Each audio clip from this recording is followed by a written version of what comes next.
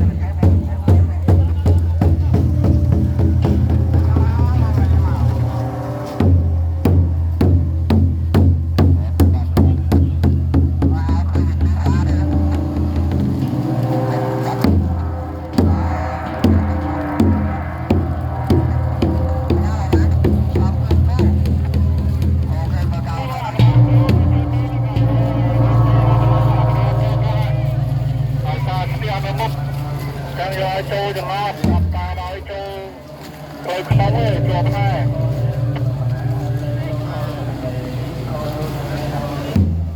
Đi là ra đi này. Không có lắm, cái gì áo đó con. Không có. Thứ. Bây giờ là đi. Rồi mới đưa. Hãy đi ra cái đưa này. Ra đây bạn. Ra đây bạn cũng đã bắt được ra bên mà phải bắt được đó.